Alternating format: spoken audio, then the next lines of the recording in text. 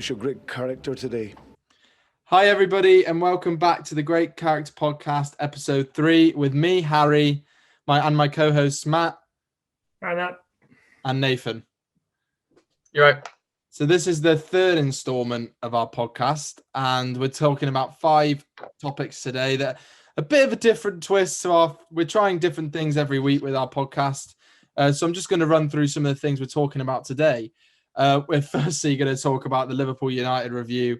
What a bore fest in the end. I mean, if you look back at our last podcast, all 3 of us were completely wrong with what we really mugged ourselves off, didn't we? Yeah, we did.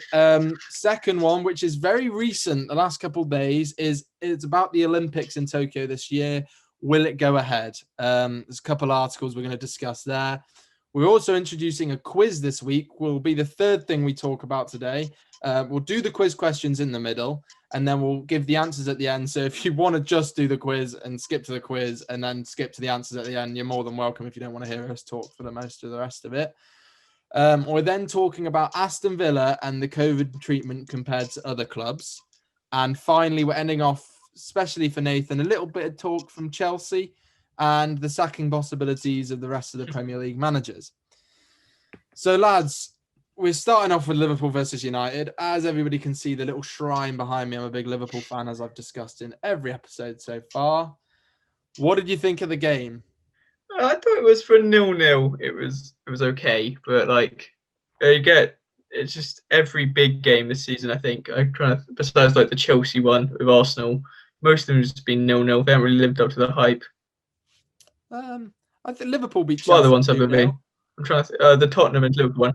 Oh yeah, just when Chelsea play a big team, we get beaten. We beat Chelsea, so yeah. But it was an alright 0-0. Like chances for either team. I think Alisson was definitely the man of the match. Definitely saved you.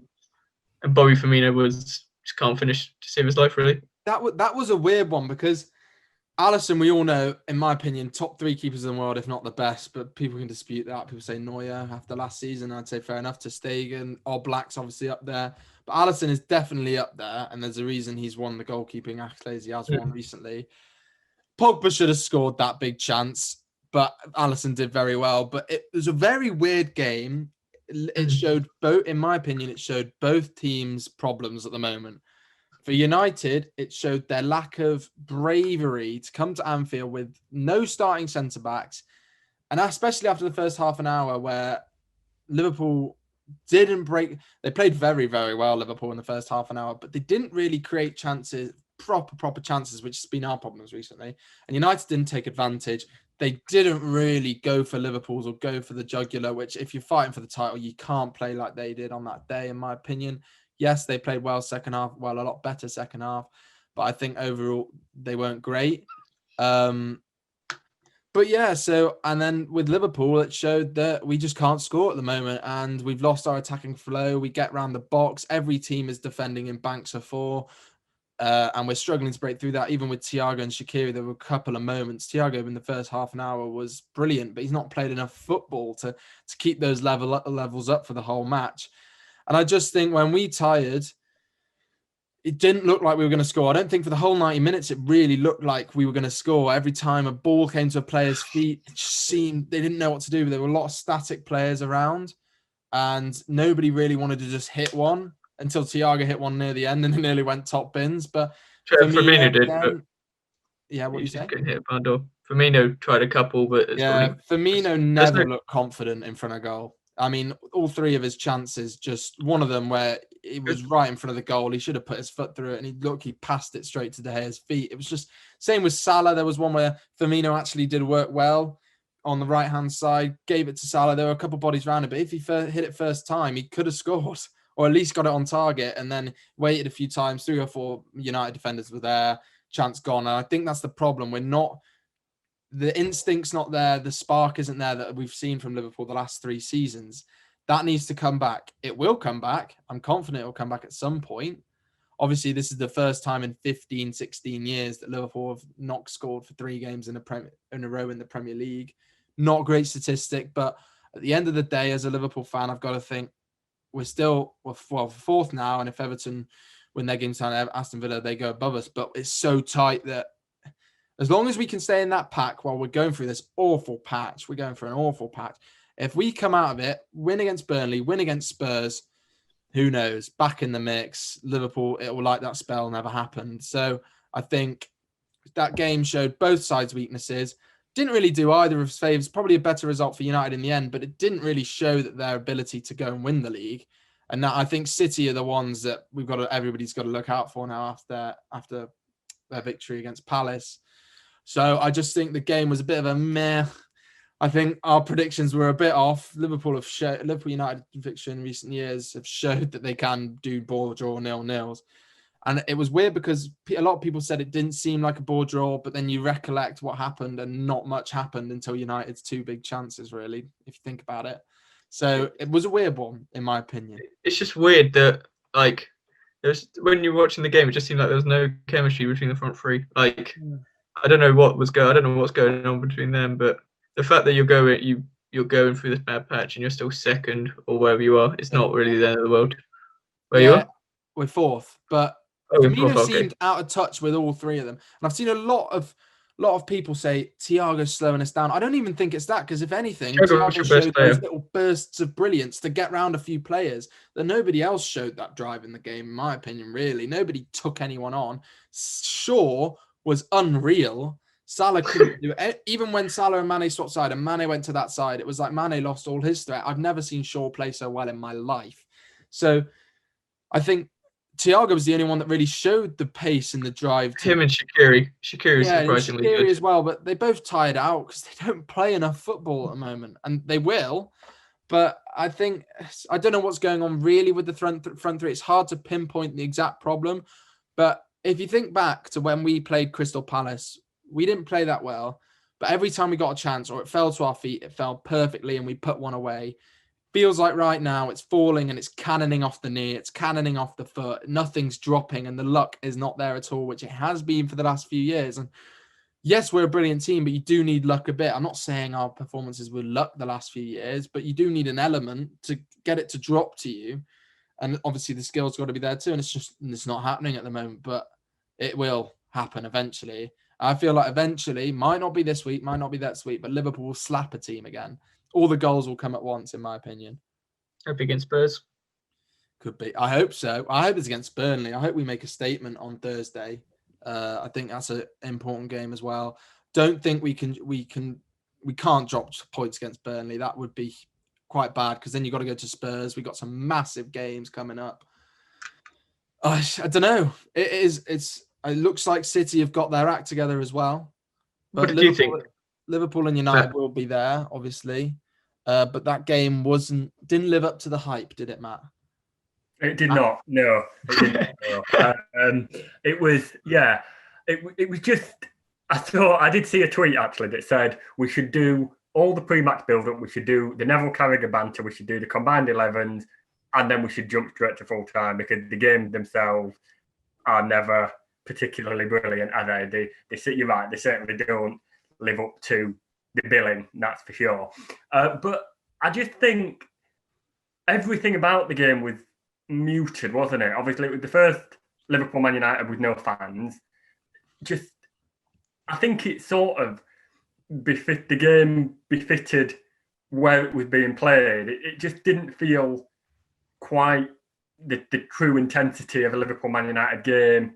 And I think the lack of fans is starting to rub. I think what you were saying about Liverpool scored now for 3 games in a row. I mean, I don't know. Do you know the last time we did that, we went on to win the Champions League in the same season?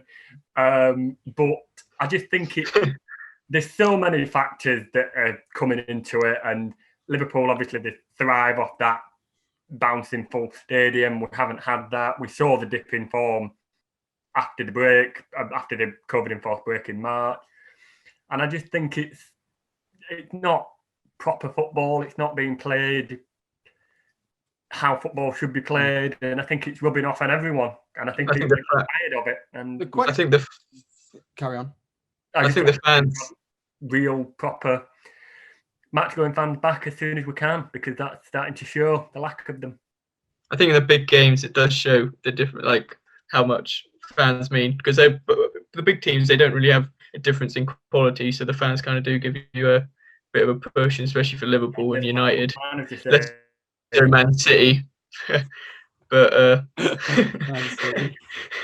It's not getting to that Chelsea and Tottenham.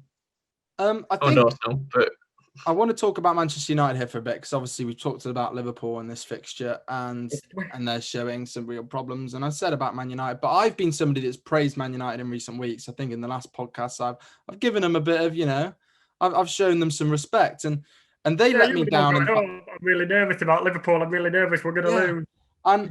And that was nerves about Liverpool, but it was also, I was worried about the fact that Manchester United have been playing so well. And now I've watched them. I don't actually think there's any chance of them winning the league. And there wasn't really any tactic, was there? But I think there was before. But if you go to Anfield, I want to ask, and Man United fans might get mad at me if they watch this. I want to ask, is there much difference from that performance from Manchester United against Liverpool on Sunday to Mourinho a few years back bringing Manchester United to Liverpool? Was there much difference? I don't think there was, in the fact that they're sitting behind the ball and waiting for the counter attack with their pacey players up front. Yes, they've got better quality players now. They do. And they did grow into the game second half, and people said they played a lot better. They did the last 10, 15 minutes, but they never really controlled the game. They still stuck to the sitting back and using Rashford. Fernandes barely did anything. So I don't think it showed for them, that from their point of view, that they are real title contenders. I think they are title contenders, but you can't, like Mika Richards said at the halftime break, you can't win a league playing like that. You can't come to Anfield playing like that. You would never see the champions of recent years, Liverpool, City, Leicester, United of old, Chelsea, would never turn up to Liverpool or a big game away and turn up and shut up shop early and sit back. None of the big champions of recent years. They have more quality in attack because, Mourinho, they sat back quite a bit for Chelsea, but whenever they got an attack, half the time they just hoofed it long. There weren't any patterns or anything. They just did kick it over the top and hope. They did. So I do think. I think there was some. There was one bit at the end of the game where I think it was the big Fernandes chance, 15 minutes to go or something, straight at Alisson. That build-up was good. I've watched that video. The build-up to that chance was very good. And that showed the potential they have. But if you've got players like Rashford, Martial, Pogba, Fernandes, you should be going to Anfield with that attack and going for it. That might have helped Liverpool. And the problem is, people see us as champions. It's Liverpool. We're going to go there. We don't want to concede. That seems to be what everybody's thinking right now. They're playing like that. City wouldn't come to Anfield like that, though.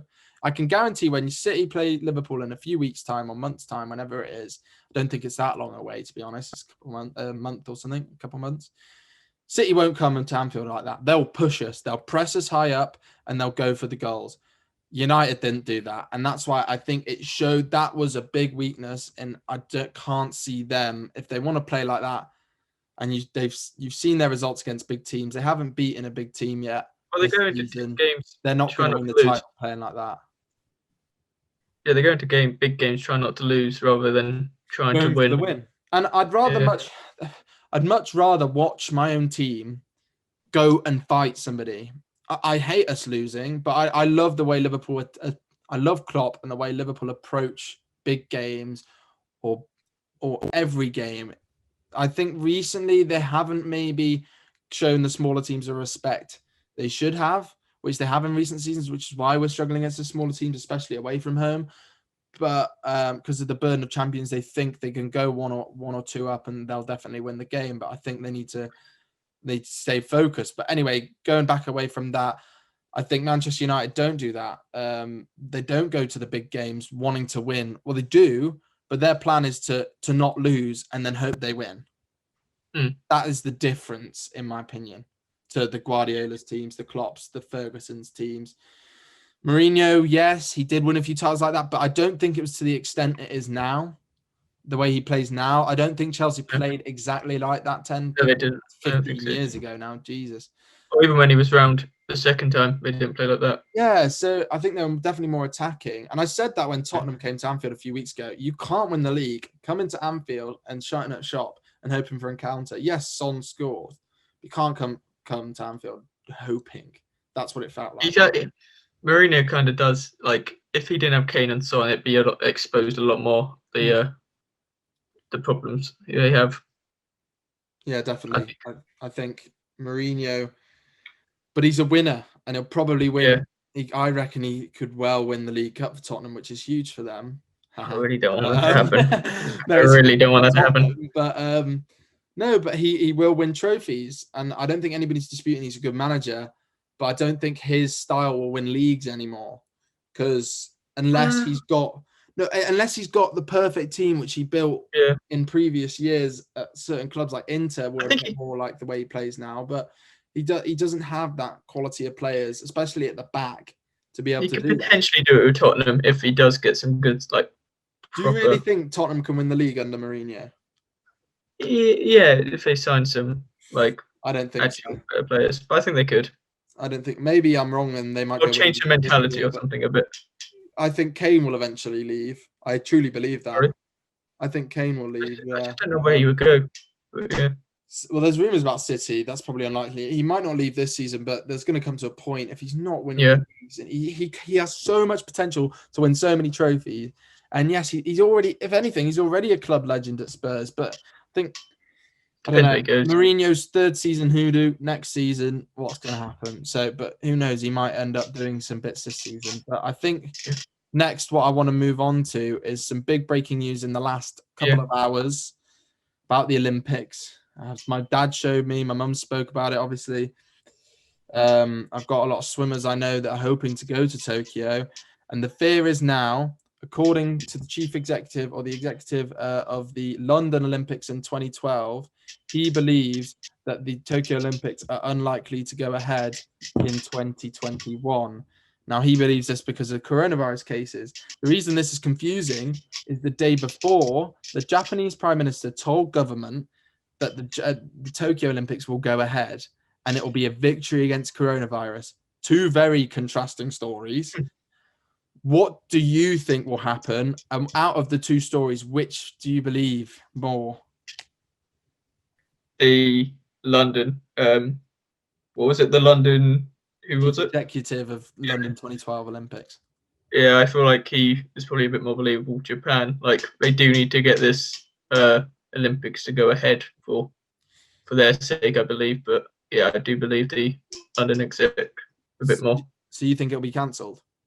I think it's like, if it carries on, like, just how many countries, loads of countries go to the Olympics and so many people go as well. It'd be too dangerous, I think. Do you not do it without fans though, and with the amount of tests and vaccines we have now? Is there no way getting it to go ahead?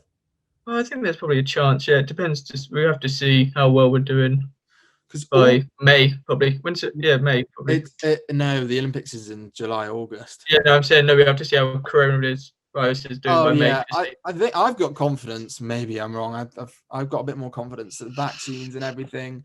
Yes, they're ahead of the curve vaccine-wise in the UK, but most countries have got a lot of professional athletes are still training. A lot of professionals are still allowed to train. In Britain, a lot of people are allowed to train. I had an interview this last week with Matt Richards, a swimmer hoping to go to Tokyo 2021, and he's training for Bath Uni, or the main centre, the national centre in Bath in England. He's training for the Olympics. They're still allowed to go ahead. And I think if these athletes can go, yes, Japan want fans there for revenue. And maybe only fans from certain countries or even Japan can go, which it's normally like that anyway. You don't always get worldwide fans, but in London, a lot of the people were British. When I went, I noticed a lot of the people were British. You get people flying over, but it's a lot more common for the locals to be there anyway. Fans, I think fans is the problem. I think it could go ahead without fans, but Japan need the revenue, or Tokyo need the revenue for how much they invested into the Olympics. They need the fans, they need the money. I think that's where it's a problem, because by July and August, can people move out all these countries? You got Australia and New Zealand and these countries doing incredibly well because of coronavirus, but that's because they've completely shut off even borders within their own country, let alone leaving their own country. So I think that is a problem. But I think the athletes will be allowed to leave, but it's whether the fans can go. I think it'll hinge on that. That's what I think. I would agree. Yeah, I think it's fair to say that as much as vaccines are coming, it's such a colossal task, and it's not just. I mean, if it was a domestic thing, if we were talking about just the UK, I think we might be thinking, oh, fans might be able to come, it might be able to go ahead, but it's because it's a worldwide thing. Can you vaccinate the world in that amount of time? Of course you can't. So, yes, I think it might unfortunately end up having to be a bit of a athletes fly in and they bubble, they quarantine, they isolate, they do whatever they have to do. And ultimately, we have a bit of a muted thing. And Japan, as much as we were saying Japan needs the revenue, obviously, yes, it didn't want to make a massive loss on it, but Japan's a rich country. It's an industrialized country. It's probably, I'm going to take a stab in the dark, but say it's certainly on a level with the UK in terms of how developed it is and how rich it is. We're not talking about, a less economically developed country here, where, for example, Brazil, where that's still developed, and we're talking about a very, very rich country that can ride it out. And I think they will be keen to get it on because they don't want to cancel it because it's their big shot. It's their country on the world stage, and that's what they're very keen to do. But if they can ride it out and they can save face, then I think they will. They could potentially get maybe some Japanese fans in. See how it goes. I think it will probably go ahead, actually, from what you said. Changed my mind already. I think local fans, where I think there is a chance local fans can go socially distanced, because I think that there's enough procedures that they can put in place, especially by July and August. Obviously, it takes a lot of planning, but that's another 6 months ahead. Think of how far we've come in 10 months from not knowing the virus at all, or not 10 months for Japan, because in Asia it was a couple months sooner maybe. Yeah. But okay, a year. Think of how far we've come in that 1 year to get to where we are now. Yes, we've got a lot of cases, we've got a lot of problems, but we understand the virus a bit more. Yes, there's new variants, but they're going to come, and we've got vaccines now. We've got a lot of testing. So I think they should be able to go ahead with the Olympics. Fans, hopefully Japanese local fans will be able to come, and who knows about fans from certain other countries, who knows, with travel corridors being opened. It's a worrying one, but I think it'd be nice for the Olympics to go ahead, because we are kind of used to watching sporting events without fans now, or empty, so it wouldn't be that weird. I think if we told ourselves this over a year and a half ago, it would be like, what? No fans at the Olympics? What? And it would be hard for the Olympians. It's their first time going to Olympics and there's no fans. But I think, like you said it another episode, Matt, it's the time we live in, and we've got to get used to it. And I think the Olympics will represent these couple of years that we're going to go through a lot of problems. And then in 2024, or if it's moved to 2025 in Paris, we're going to have a whale of a time at the Olympics. It's going to be massive. It'll be the comeback, and it'll be like that for a lot of sports, a lot of different events. And I think that'll be class. Yeah. I do think if it is their first time, like, obviously fans are a big thing. Like, for Olympians, it won't be that big a deal. They'll just be happy to be there, won't they? Like, athletes have worked so hard for this, just to get it taken away. It would be a shame for it to be postponed or taken away. I think the athletes would definitely rather have the Olympics with no fans than have it cancelled completely. I'll hopefully be able to talk to a few of my friends that are going to the Olympics, and we can ask their opinions and maybe bring them on the podcast in the future. But I think that, yes, but there's also an element of gutting the fact there's no fans there. It would be gutting. It's like, imagine that's like people's Champions League finals and stuff, or debuts, and there's no fans there. It's great and it's a memorable moment, but the first time they do it with fans there will be even better. So if they get to go to the next Olympics after that, it'll be even better. So I believe. Do you think it would decrease the quality though, without fans? Like, obviously with football, do you think it would decrease? Like, with football, fans are quite important in how players play and get motivated. But with like swimming and stuff like that, you don't really hear the crowd when you are racing, do you? You'd be surprised. In swimming, you do. Number one, leading up to the blocks, You got your fans yeah, there. yeah. That gets you. I mean, like during the race. No, but even you during can't the hear race, when you breathe, say you're swimming, you breathe the left hand, your ear is out of the water. You can hear the. Yeah, okay. You can't hear them specifically, but if you're at a big event, I think the biggest one I've been to where it's like that is, I've swam in Berlin. I've swam at a nationals before, but funny enough, the one that's not anywhere near the scale, but where you knew it was kind of backing you, was something called the National Arena League in swimming. People will know that if the swimmers are watching this. That was fan orientated. There was even an award for fans making the most noise, and that was one of the noisiest competitions I've ever swam at. Right. And that was crazy. So many of the swimmers I've swam with will know have gone much higher and much further than me. So they would have been in arenas that are much better and have much more fan noise. And we can even speak to them about it. But swimmers do hear noise. I think certain ones like archery or other ones where you have to be, or where you have to be silent. Yeah, is different because this isn't. I don't think this isn't in the Olympics. Snooker, but the reason it hasn't really affected snooker is people have to be silent anyway. So it's like normal, like tennis. Really. When you're actually obviously maybe like during the shots, you're not. Yeah, so it will affect some sports, but it won't affect others. The sooner we can get fans back, it'll be better for all sports and everybody. That I think that we all agree on that. Hopefully, but I think the Olympics is going to go ahead, but it's going to be different. I think there's truth to both of these articles. I think there is worry from the Olympic Committee, but there is definitely a real drive to get it done. And I think in the way the Japanese Prime Minister is right, it would be a victory for the world against coronavirus if we got these games ahead, especially with fans. Imagine how amazing that would be. There's going to be a point where we get a victory against this horrid virus, and we're gonna have a great time. And this could be the start.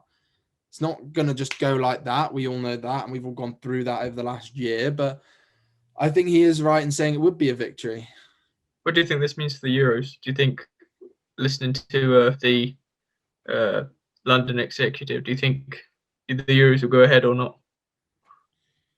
I think so. The regional plan is them to go different. The main country cities. It just had to be this year, didn't it? I think they need to maybe just concentrate on one place, because you can't have all these countries traveling all the way around. But we do that in football anyway, if you think about it. With the Champions League, people coming from all over the place. So if it can work with the Champions League, it can work with the Euros. So I think it will go ahead. It's just whether they limit the amount of countries or the amount of cities or stadiums they use. I think that would be important. Keep people. I heard some Russia. They were thinking of hosting it all in Russia again. But I don't know if that's going to happen again. They were coming together to decide a place, because I think they're only going to do it in one place if it does go ahead. That makes sense. I would be gutted if it wasn't any hosted in England. Obviously, we might not have fans then, but most likely won't have fans at all. I mean, the chief executive or the main guy in the Premier League said they're not even thinking about fans for this season really anymore. If they do, it's a bonus, but that is all for 2021-22 now. They want fans then. But so I highly doubt we'll see many fans, if any fans, in the Euros. But I think they will go ahead.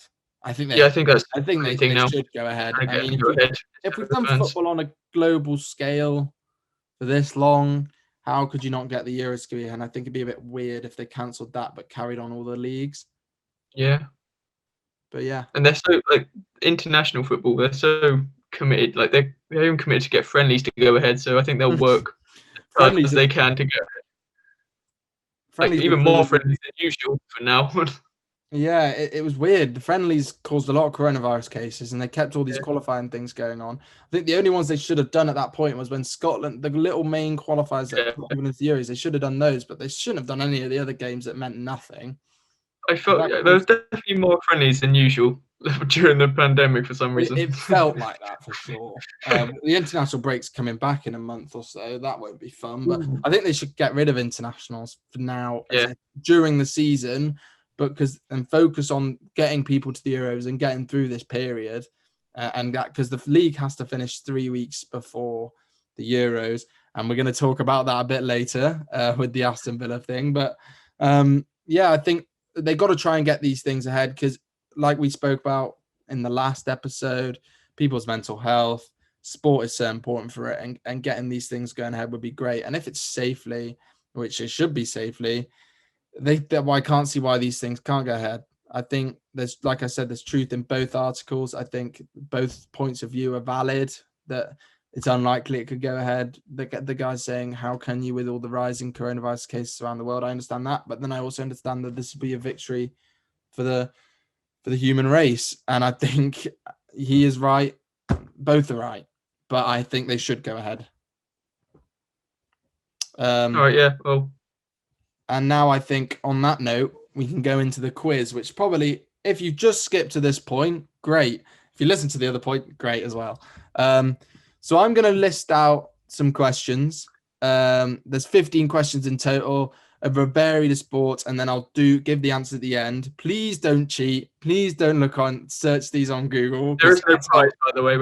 We haven't got that budget yet. Yeah. So just send your answers. I'll give the answers at the end. Send me what score you got on our great character podcast on Instagram or on Twitter or email, or even our personal accounts if you want to send anything. They're in the link in the description, or if you're listening on Spotify, I think they're in our information, or in our biography. So just send us your results. It'd be great to see. You can send it to me personally if you want on my Instagram or the other boys' Instagram if you're friends with them. So yeah, let's get cracking on this. We found most of them. We created the question, but found a lot of them we didn't know on Google. So please don't cheat, like I said before. But I can't stop you guys. So the question number 1 is, who was the last person other than Usain Bolt to win the 100 meters at an Olympics? So who was the last person other than Usain Bolt to win the 100 meters at an Olympic Games? Question number 2. This is a football question. Name the all British, not English, British teams to have won the European Cup or Champions League. So even before it's Champions League, the European Cup, and a bonus point for each team if you can name how many Champions League or European Cups they've won in total. Question 3 is, who is the only player to have scored in a League Cup final, FA Cup final, UEFA Cup final, and Champions League final? Now, you got to thank that question to Matt. Matt made up that question. Pretty good one there. Question 4. Which country won the women's hockey event at the London Olympics in 2012? If any of the Mahals are watching this, if you get this wrong, I'm going to be very disappointed because we put this in our Zoom quiz a few months back. So if any Mahals are watching this, don't get this wrong. Question number 5, for all my swimming friends out there, who holds the current world record for the 100-meter freestyle in swimming? And you can get a bonus point if you name the amount of time. Doesn't have to be exact, just the time that he got, not exactly to the millisecond, but close to it. Question 6 from our beloved Nathan. Who won the MLS Cup in 2020 and which team did they beat? Now, Nathan, you've been to a game in the MLS, haven't you? Oh yeah, it was good. It was. I quite enjoyed it. Because there's a lot of people that don't like MLS fans because of the whole video. If you go on YouTube, you can compare English fans to American fans, and they are very cringy American fans. You're one not chart singing over there. One of the charts was. Were they like that? Yeah, no, they're saying we're going to kill them all, which I thought was a bit extreme. That's very extreme. Question 7 for everybody that loves F1, including me. We don't speak about F1 much on this podcast. We do need to speak about it more, but that's because it's off season. Not much is going on, so there's not much to speak about. But what country hosts the F1 Grand Prix that is held at the Red Bull Ring? Question number 8. Who is the current world number 1 in both men's and women's tennis rankings? So that's a 2 marker, so 1 point for each. Question number 9. Who has recorded the most runs in Cricket World Cup history? Now, we spoke a lot about cricket last week. You know, cricket is something Matt loves, especially. So dedicate the answer to Matt. Question number 10. Out of the current Premier League clubs, which one was the first to be founded? Question number 11. how many times have the Olympic Games been cancelled? So that links to what we've spoke about, and that's not including 2021 about the rumours of it getting cancelled. So, or the 2020 how it was postponed last year, not including that. How many times have the Olympic Games been cancelled? And a bonus point for bonus points for the year, and however many there were cancelled for the year each of them was cancelled. If there was more than one. Or if there was any. Yeah, if there was any, could be a quick question.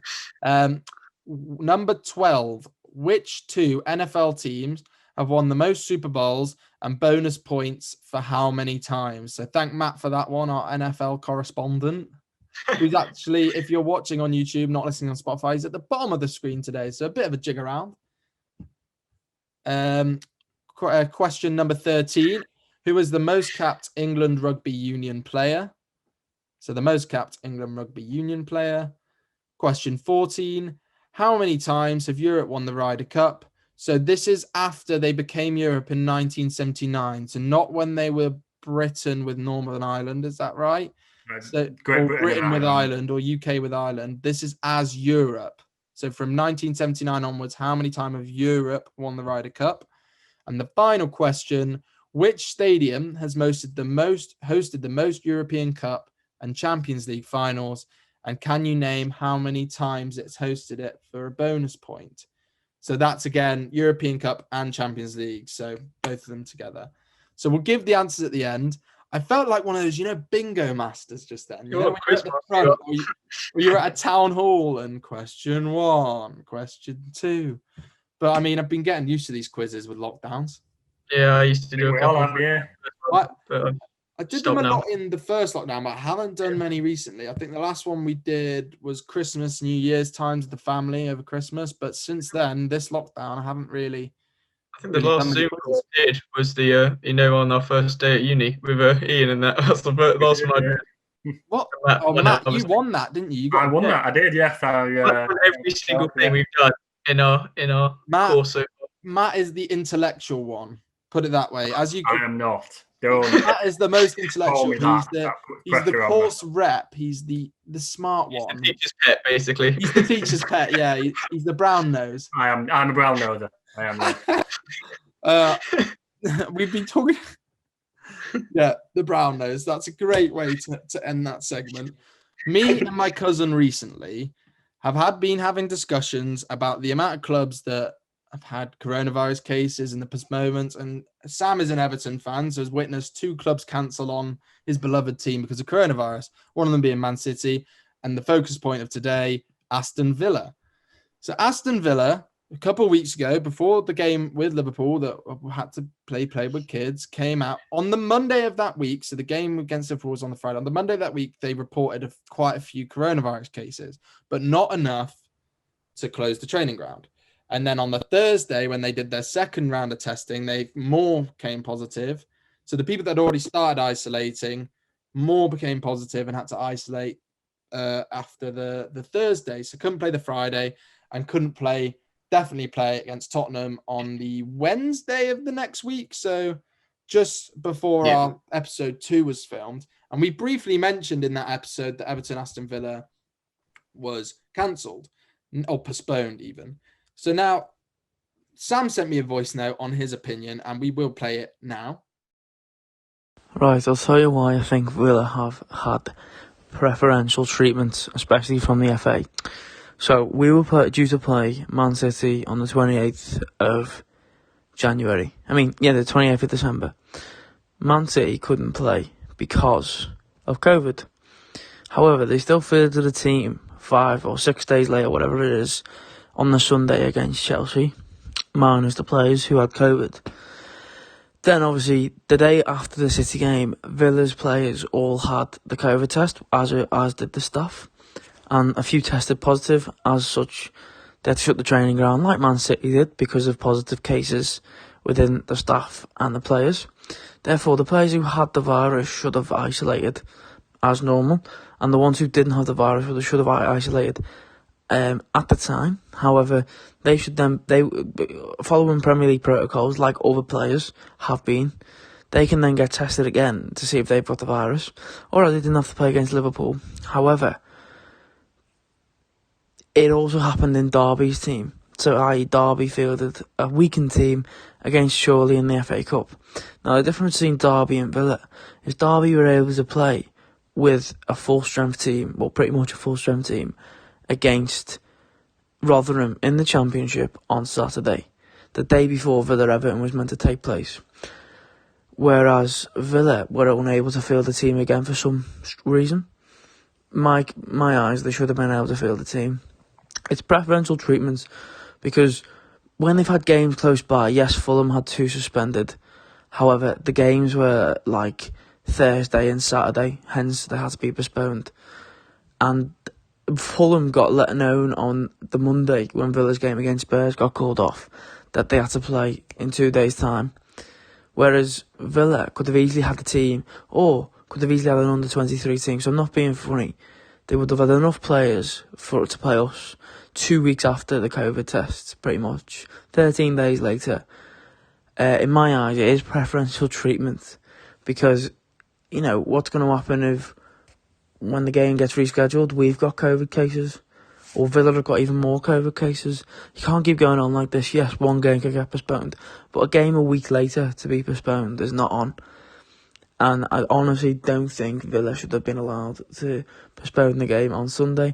They should have been made to put out a weakened team, or a team with the players they've got fit, and youth team players. Because at the end of the day, it's just going to cause a fixture pile-up. It's not going to help if we progress in the FA Cup, because when are we going to fit the fixtures in?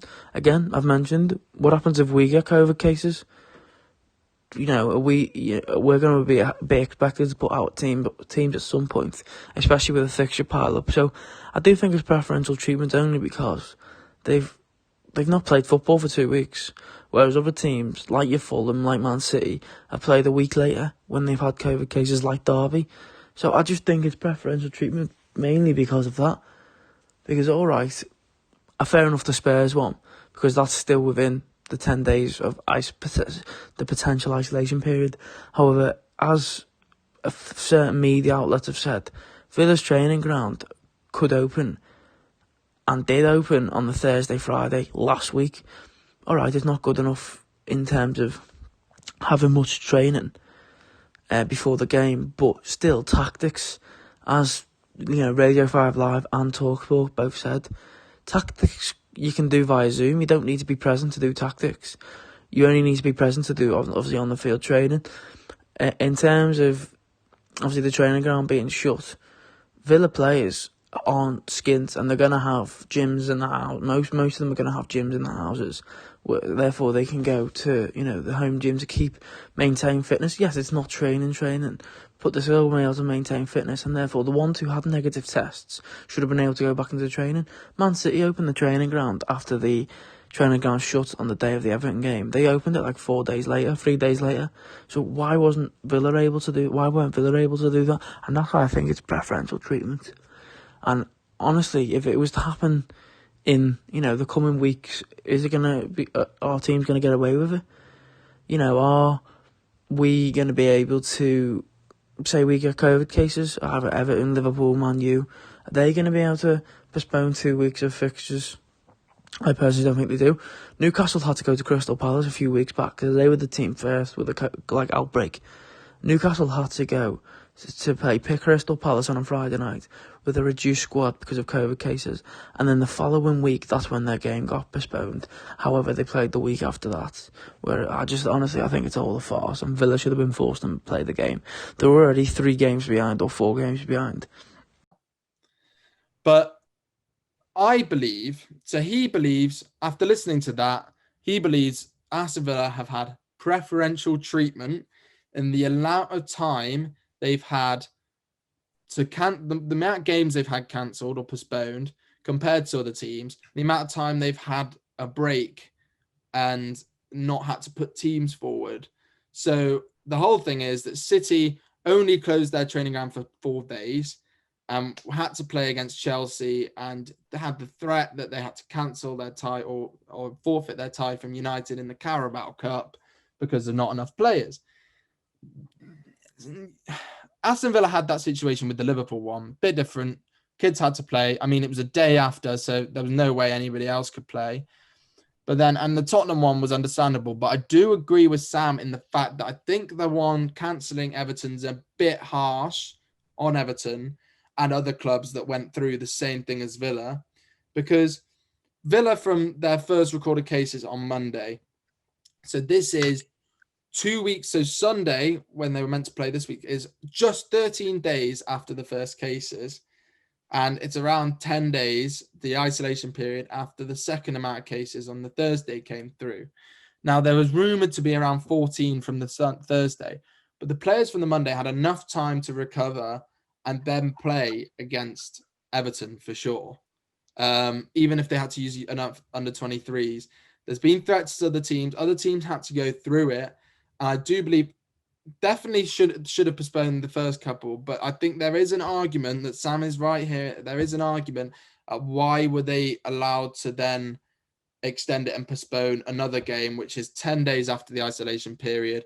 Their under 23s played on the Friday before that, so they would have been in the same bubble and had to isolate. The training ground opened on the Friday, so players were back. So why couldn't they play the Sunday?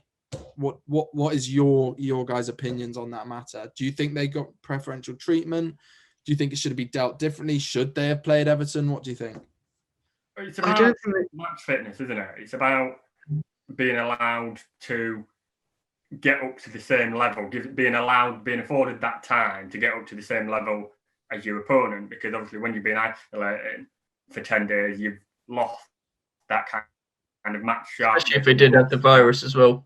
But Sam did say that he believes that most of Villa's main players, that if they didn't have the virus and were just isolating because they had to, the first team squad had to, then, or even if they did have the virus and it wasn't that bad, a lot of them would have gyms and there would be a way of them getting fit, and there definitely wouldn't be nothing during that period. It is different to match sharpness. Like, you could run 5k or 10k a day, but it's different to match. Like, kicking a ball is different to running. After pre-season, the quality still isn't there. They'll have gardens. It's not just the fitness. They can play football in the garden. What, against a toddler or something? I understand it's a bit different, but the training ground opened on Friday, and they can do, like he said, tactics over Zoom. The training ground opened. A few of them could have come back, and they could have trained. And yes, there might have been there would have been a disadvantage, but we've got to get these games in. And I mean, this is from the other angle, which is a Villa fan. You say, "Oh well, why were?" You kind of say, "Yes, there's a disadvantage," but then a Villa fan goes, "Well, that matters. That disadvantage it matters. It makes a difference. They don't want to be going into But it didn't happen with the other when they're doing quite well." And but then City against Chelsea, yes, the squads are slightly different. City have a massive squad, but at the same time, they were missing key players against Chelsea. They didn't have strikers or anything. Well, they had Guerrero on the bench, but they had missed 5 or 6 arguable starters in their team that played Chelsea, and they had to play. But you don't know if the rule is that you have to have 14 squad members to play. So then we got to focus on the rule as well. You have to have 11 starters and 3 subs, and you should be able to play. If you haven't that enough team, you shouldn't be postponing a game. But the rumour is that Aston Villa asked for the Everton game to be postponed because of significant cases, but there's surely, after that amount of time, they would have had enough players to play. I feel I feel like that rule would never actually come into play. So 14, I feel like that would. They may even use it against other teams. Other teams play against other teams. Fulham. Wait, Fulham had to only name 14 players in the squad. Huh? I'm talking about the 14 players in the squad thing. I'm pretty sure when Man City, I guess if the cases come out when the cases come out or training grounds are closed, so Newcastle, after the Palace game, more cases came out and it was closed. They wouldn't have had 14 players that could actually play then until they proved they were negative in the isolation period. So they couldn't play. So Aston Villa would have had that moment, but this is the second Premier League game after a while where people... When did they close their training ground on Thursday? Yeah, so they must have had... They had 10 days. Yeah, wait, so Thursday was... Or more. 10 exactly from then to when it was moved. It was moved to Sunday before it was postponed. Yeah, okay. Yeah, well, And okay. the fact that they played their under-23s who would have had to isolate as well and prove they were negative because Would the they though? under-23s play with the under-23s play or train with the first team a lot. Did they? Did they definitely? Was that- They did at Liverpool, did they? They're completely separate at Liverpool. What? Under 23, the academy. And Most of them the were. first The team. ones that train with the first team have to. But- They're not complete. It wasn't under-23s against Liverpool. Let's be real. Half of them were under-19s or under. No, I mean, like at Liverpool training ground, the academy and the first team, they're all together. They're all in the same building, but they're physically separate. No, well, that's arguable because players like Leighton Stewart, Jake Kane, all the top under-23s. I bet you at the starting 11 from Liverpool's under-23s game against Everton, it might have not been at under-23s yesterday, but I think it was against Everton. I don't know the final score. I knew it was 1-1 at one point. Bet you, I think about 6, 7, maybe 8 of those players are in the first team squad at least. Fair point, yeah. Okay. So I think it will be same with a lot of other clubs. It will be same. Well, the whole point with the Villa when they played Liverpool, that even their under-23s had to isolate because they trained with the first team, so they had to isolate as well. So how can they played on the Friday night and the first team couldn't on the Sunday? That is the. I think that's the key point. Do you know who actually played in the under-20 game though? Because what if because they probably have quite a lot of under-23s. Were the people who were trained who had to isolate actually played in that game? Do you know that? I don't actually know. I probably should have searched that. Sorry, guys. But no, but I maybe you're right there, but I still think, in my opinion, I'm gonna get Lewis Sweeney. If you're watching this, probably gonna be annoyed at what I'm saying. But I don't think preferential treatment, like you said, is a hard word because how can the Premier League be preferential? They'll have to play more games anyway. But then they are still stopping the rhythm of Everton, and they are given, technically, it's only preferential is a tough word because they're being given longer time or a longer period of time than other teams were. They are getting better treatment. They're getting better treatment than the other clubs got. Like Fulham were just chucked into a game, like you said. You don't believe that was very stupid. They were chucked into a game 2 days before when they weren't prepared after their coronavirus scare. Yeah, Aston Villa, after all that time, couldn't play Everton. But that could happen to Villa now soon, and they can't. If they complain about that, they can't complain about that. Yeah, they can't. They've had enough off now. I think they are playing. Yeah, they are. They're playing tomorrow against Man City. The thing about Everton though is that they realistically care about having a week off, especially after Christmas, like their Christmas schedule. Like having a week off, a week break, is it really that bad for their squad? I think it'd be interesting because I don't think we know all of the players that either had it or the staff that had it, what ratio it was. We know that the results came back. I think another damning thing is the results came back that the Premier League cases halved the last week. So it was only 16 people from 36 or something, so over half. So that proves Villa would have definitely got a lot more negative, and there wouldn't have been many positive players. All the Villa players tested in that, do you know, in the 30? Yeah, that you're tested during isolation. Like Salah was tested quite a few times during his isolation when he was positive. Players are, especially if you're isolating, you don't have the virus. They need to test you if you can come back. I think they really just don't want to risk it, do they? Because I was talking to Matt, what if by coincidence an Everton player does get coronavirus a week after the Aston Villa game? It just won't look good for the Prem, and there'll be even more shouts for it to get cancelled, and it wouldn't. Problem is, you're absolutely right. They're keen to be as socially responsible as they can in a time of rising cases, and when there's a debate over whether the whole thing can continue. And also now we're in lockdown as well. It won't look good. Exactly. How come these footballers can play and we're just stuck in our house? But then you say that, and you are right with the fact it wouldn't look good if it happened. But if they've had the amount of testing, and if they've isolated at least 5 or 6 days when symptoms would have shown up, or at least the virus would show up on a test after 5 or 6 days after being in contact with somebody, and you show you're negative, how can you then not play? And then if you think about the amount of time it was after that, if you think about the amount of time they had, that's what I'm talking about. The amount of time they would have been able to prove they were negative. And you've got the social responsibilities. That is a priority. But then if you want to get these games done and you can prove they're negative after being in contact with people and enough time after, don't think you can be criticised if somebody got a case of corona. But how many days did they have to prepare? Days to prepare before the Everton game? Was it 3? 3, yeah. Yeah, and one of them would have been like a light training session because it was before the game. But then you got players so when players come back, like they were trying to rush Matip back, or they're trying to rush players back like Martial and stuff, so they can come back within 2 sessions. So how can a whole team not? If one player, surely a team can. That's their whole.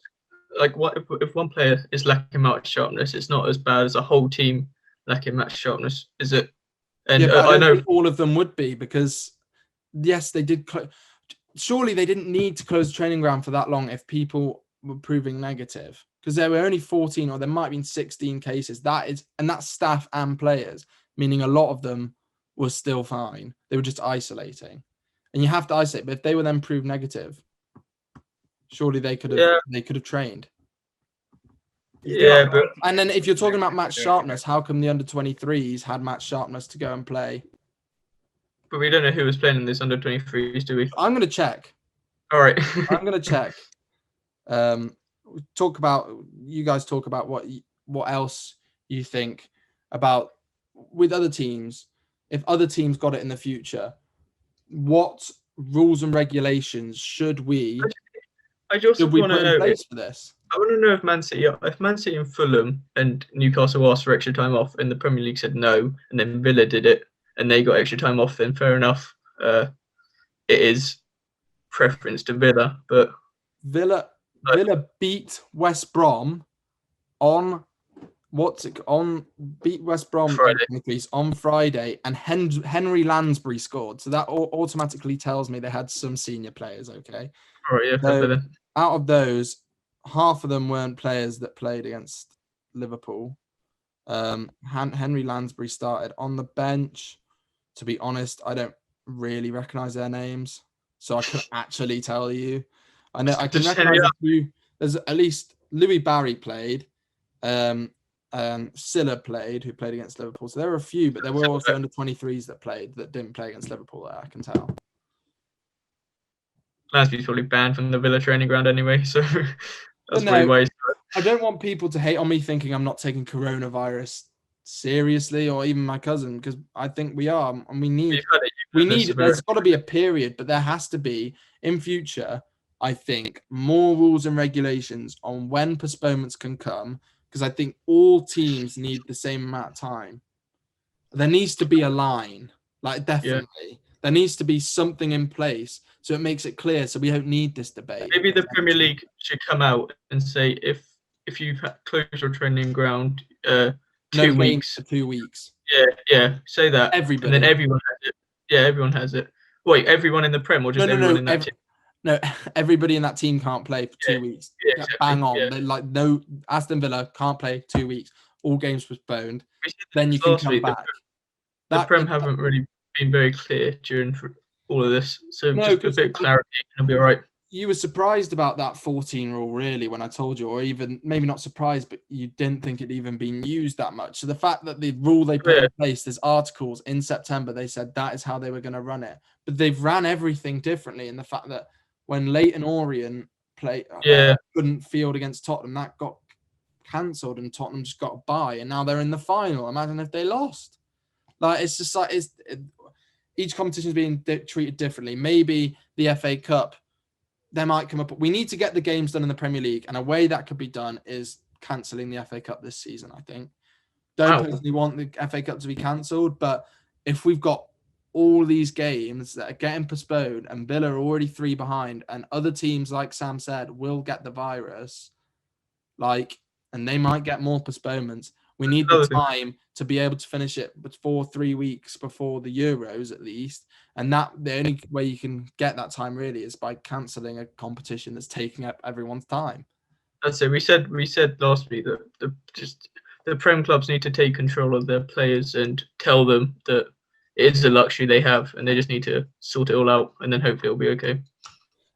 I'm conscious of time. because Yeah. last time we went an hour and 20 something through. So hopefully this one isn't as long. I think it's just been under an hour. So we're going to finish off before we give you all the answers. Nathan, it's your special section. So it's about Chelsea, mainly about Frank Lampard, and also about other Premier League sacking opportunities. He's got to go, blood. He's got to go, blood. There's only been one casualty so far, and that is Slaven Bilic. I originally thought Scott Parker was going to be the first to go. Being proven wrong. I'm being proved wrong because he's doing a good job with Fulham. I think they're starting to show some form. I mean, if there wasn't a red card against Chelsea, who knew where that one was going to go? Because at the time there was a red card. Robinson was playing very well. But no, Lampard is under a lot of pressure. Yeah, I do think. So what do you think? If he loses tonight against someone who is a top 4 competitor in Leicester, I do think it could be the end. I don't want him to go. I think he needs to, because he's signed a lot of players. He does need time, but he also has been done over by a bit of players' mistakes. Like Mendy's had a couple, Thiago Silva had a couple, but is he good enough? Do you truly believe? It's the question I asked to my friend Connor the other day, as a big United fan. I asked, Ole Gunnar Solskjaer is at United. He's doing a decent job, to be fair to the fella. If you put him to another big team, would he do as well of a job? Could you see Frank Lampard, is he a good enough manager to go to any other big club than Chelsea? Because he's only in that job because he's a club legend, be honest. Yeah, but I'm just thinking, is he good enough to go to other clubs and do it? Probably not, no. But why should he be Chelsea manager if he's good enough? I know he's a club legend, and I think it's great that he's got the job in a way, but I think he took it too early. And I don't think he should be sacked. That'd be very harsh. I think where Chelsea are right now, he could be the future. And as he gets better as a manager, Chelsea will probably get better. But so you need to give him time. But he's not good enough now, is he? No, I don't agree with you with she should have taken it later on. I don't know if he would have got the opportunity later on. I think it was just the perfect time for him to come in with the transfer ban. He'd had one season at Derby where he lost in the playoff final. What had he proven to become Chelsea manager? What had he actually proven as a manager? I wouldn't want Steven Gerrard being manager for Liverpool now. In 5 years' time, might have a different view. I want him to be a Liverpool manager eventually, but I think it's too early for Gerrard to come to Liverpool now. I believe Frank Lampard's second season of management, going to Chelsea, his club where he's a massive legend, but he went there on his second year of experience to an owner that is known for just getting rid of people. I think that's he should have waited. I don't know if he would have got the job otherwise. What if Derby didn't have a good, because a lot of the players he had lost when he was at Derby were on loan. Or if he didn't have those players, he would have just done worse, and then he would have missed out on the opportunity of becoming Chelsea manager, which he probably would have rued. So I do think he probably took it at the right time. But if we do think get it was rid the of him, right time for the club, or time for his development? Do you think it's the right time for his managerial development? His second season? It was right. I think for the club it was the right decision. The fans weren't very happy. He turned the fans on. Sarri turned the fans on the club, so he got the fans back with the club. And I think he brought in youth as well. If he wasn't there, Mount wouldn't have played. Tammy Abraham probably wouldn't have played. So I think he hasn't done a bad job. But then Tomori, was that transfer ban? Is that? That's true. Was that him or was that the transfer ban? I don't know if it was point, Matt. Good point. It's going. I don't know. Maybe it was a bit of both. Probably. If he wasn't there, if Sarri still played, he would not have played Mount. He would have stuck with Kovacic, Kante, and Jorginho. I don't think Sarri was the right bloke, but then at the same time, he just won you a Europa League. I don't mind Sarri. I don't mind Sarri. I just think around the club it wasn't very good. I think Frank Lampard. The problem is he had his first season, and he did really well. I mean, he got into the Champions League, and that was a great first year. And he will be a good manager.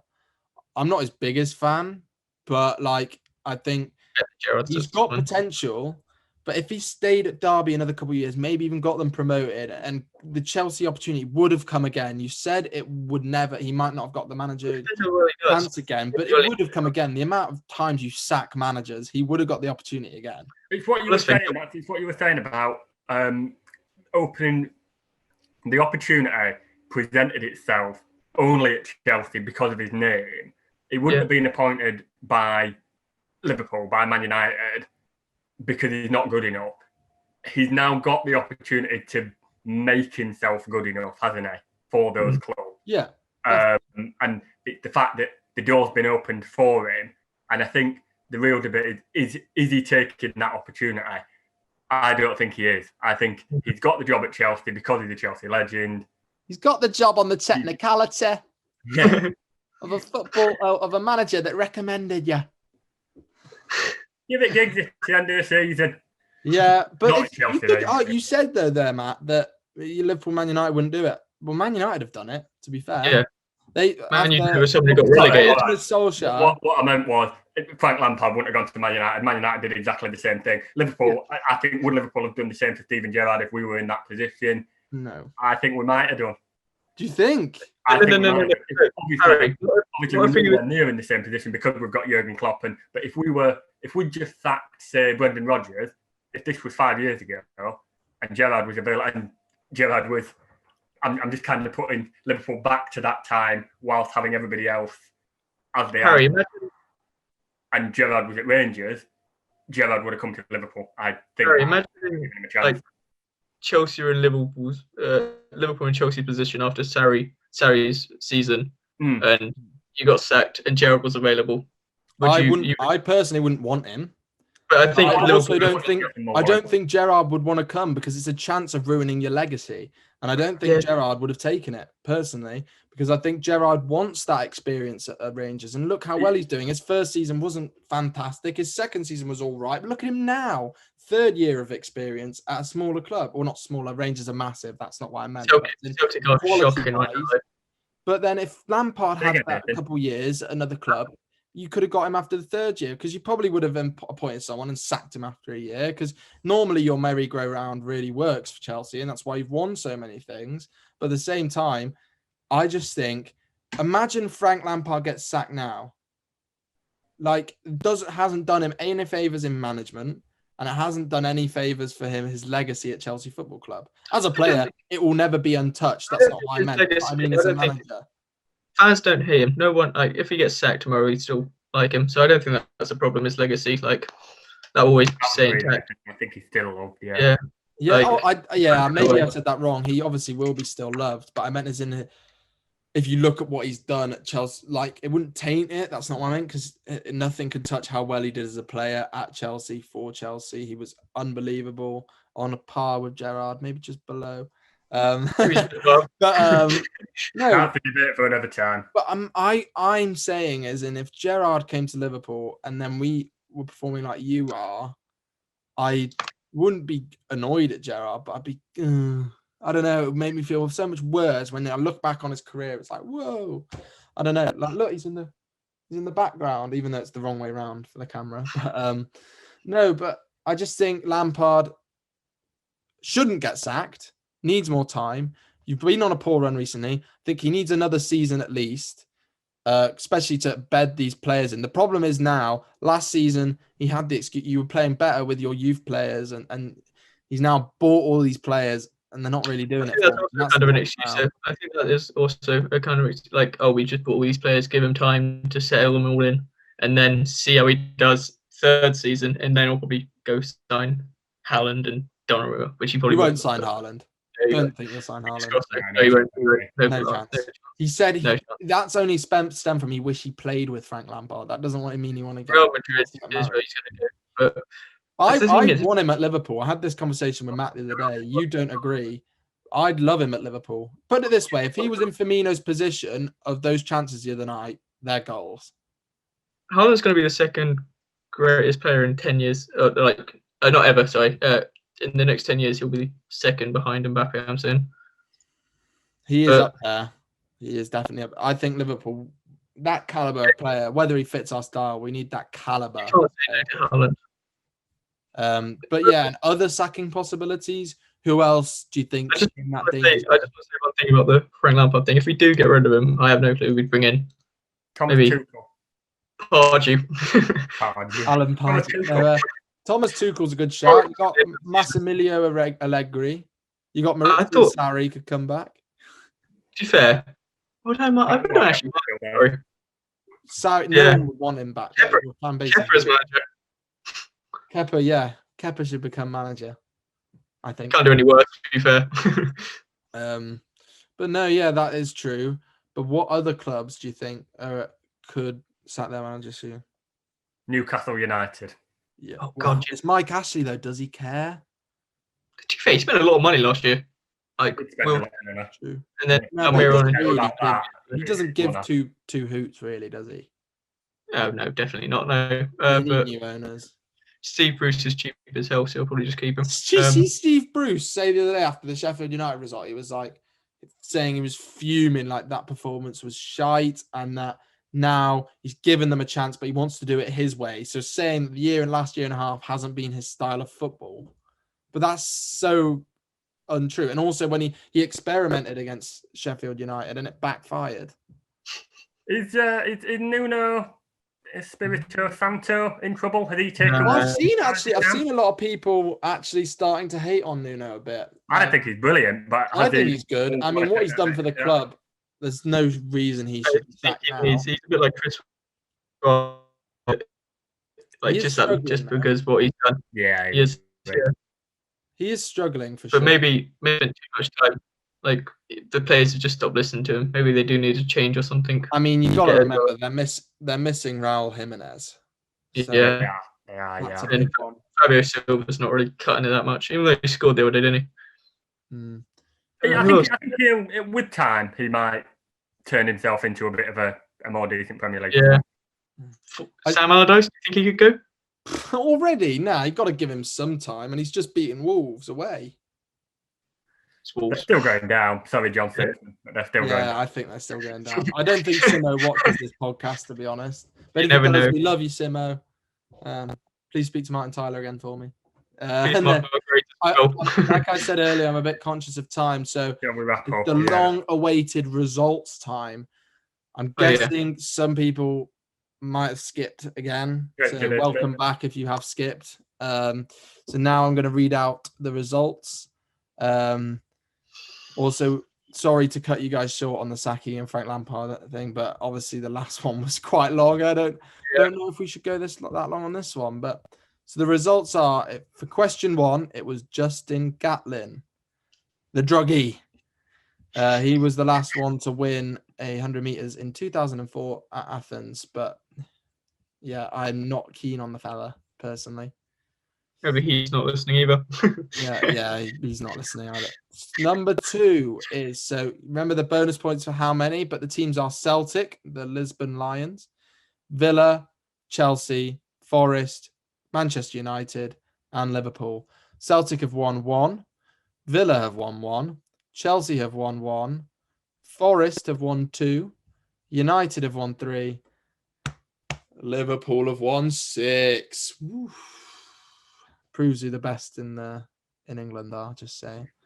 Number 3, Steven Gerrard has scored in all of those finals. This is very Liverpool biased, isn't it? It's not Liverpool biased.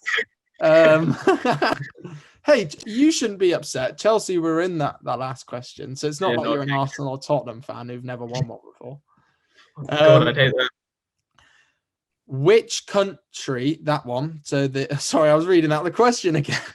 So the answer for the hockey team that won the Olympics in 2012 women's was Netherlands. And for all my swimmers out there, Cesar Cielo is the world record holder for the 50-meter freestyle. I believe it's under 21 seconds, 20.91. I could be wrong there, but I think it's under 21. It's around 20.91. Anybody correct me on that? I haven't actually got it in front of me. That's just a memory thing. Number 6, the MLS Cup winners were Columbus Crew, and they beat the Seattle Sounders. Was it the Seattle Sounders you went to, that stadium? Yeah, it was a stadium. That does really, that suits you. The Red Bull Ring is in Austria, and it's famous because whenever they go there, Red Bull, and there's a big crowd of orange for all the Max Verstappen fans are always there. So that's what I remember that one for. That one in Belgium, isn't it? Belgium, Yeah. the big orange jersey as well. Yeah. Question 8. So the number ones for men's and women's in tennis: Novak Djokovic for the men's and Ashley Barty for the women's. Is that how you say it? That was Matt's answer. So hopefully I didn't butcher that. Number 9, the most scored runs in the Cricket World Cup history by who has done it, and that is Sachin Tendulkar. Question 10. This is for you, Lewis Sweeney. Aston Villa. We could be wrong, but I'm pretty sure it's Aston Villa. At the team that was the first to be founded out of the current Premier League teams. Question 11. The Olympics were cancelled in 1916, 1940, and 1944. So 3 times. Question 12. Another NFL one for you, Matt. The one you made. So the Pittsburgh Steelers and the Patriots are the 2 teams that have won it most, and that is with 6 apiece. Thank Tom Brady for that one, Patriots. Otherwise, you wouldn't have done that. Number 13, most capped ever England player in rugby union, Jason Leonard. Do you want to know something? I'd never heard of this bloke when Nathan told me that. Never, ever heard of him. You're not going to watch this podcast, but I'd never heard of him. I was very surprised. Number 14, Europe have won 11 Ryder Cups. So since 1979, when they were Europe, 11 Ryder Cups. And finally, Wembley was the one that's hosted the most finals with 7. So that is all of the questions. I think that's everything for today. I'm sorry if I was rude and I cut these guys off, but I just thought timing-wise, we need it a bit shorter this week. Thank you again for all the love we received on the last podcast. It's great to see that some of you guys are enjoying it, and it's really good for us. And we're going to try and get as many as we can out to you. We're going to be recording once a week and posting once a week from now on. This one will be a bit late. This is being recorded on Tuesday. We were meant to record yesterday, but unfortunately, I didn't have my laptop for then. So we're recording today, and hopefully it'll be out tomorrow on Wednesday. We'll find out in due course. And from then on, hopefully record Monday, release Tuesday, may record Tuesday, release Wednesday. It will be decided again, but that will be the schedule once a week. It's been a bit hectic since we've done it. So 3 in basically a week. But I'm loving this, lads. I hope you are too. And Nathan, you cut up there. Oh yeah, so it's all right. Yeah, it is all right. It's me. Hopefully, I'm not too controlling and I'm not hosting it too much. But yeah, thank you everybody, and hopefully we'll see you soon for the next podcast. Goodbye. See ya. Thank you very much, guys. Cheers.